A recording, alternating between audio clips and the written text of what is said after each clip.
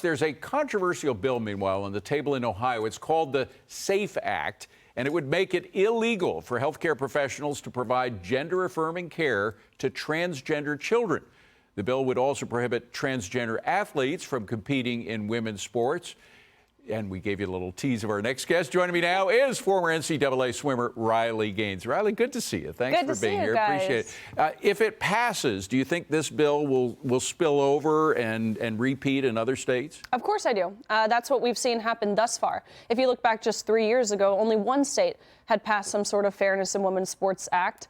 And now Ohio, and in regard to the Transgender Care Act, 21 states have. So Ohio would be the 22nd on that front and the 24th to pass some sort of Fairness in Women's Sports bill in just 3 years. So there's a lot of momentum, there's a lot of traction, and so I believe this will continue, and Ohio would be setting good precedent if they get this through. Did you know when you took your stand for the first time that you would have such support, or did you fear that it would be falling on deaf ears?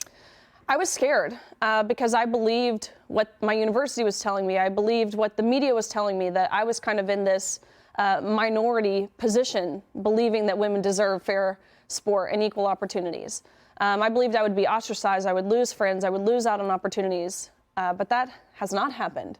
I've had so many doors open for me, and I've realized that the overwhelming majority of people, not even just the overwhelming majority of Republicans or independent voters, even the majority of Democrat voters understand that allowing men into women's sports is wrong, and it's harmful to women and the progress that we've made over the last 50 years. And the folks on the other side are such a small minority, but they are a loud minority, and they have a lot of influence with the mainstream media and everything. So you were pushing up against an establishment, even though it represented a small minority of the overall population. Absolutely. And it's not just in this issue that we see. Really, the left has kind of overtaken the public square here.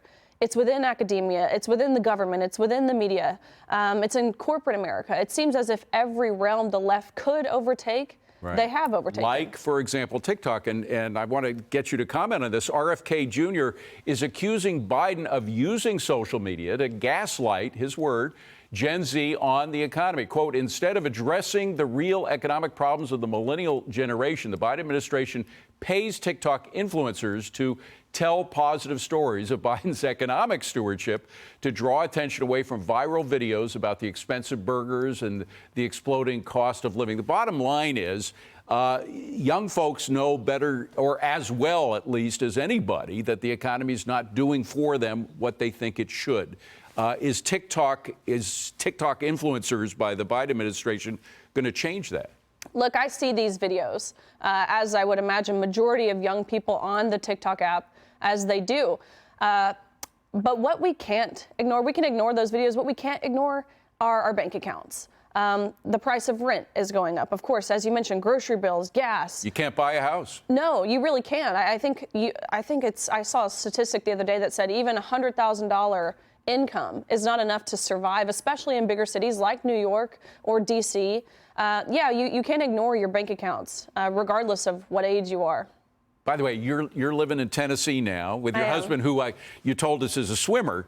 Yes. I guess he's very supportive of all this, and your family is probably all supportive of all Absolutely. I'm very fortunate to have a wheelhouse of support around me. Of course, we mentioned the general public, but having family, friends, your coaches, all of those people who I value in my life support me. That's kept me grounded and really propagated me to continue moving forward with full steam ahead. Well, have a great family Christmas. Thank you so much for joining us here. Merry Christmas, you guys. Probably got to deal with the airlines now, right? I know. I know. Riley Gaines, great to see you. Thank you.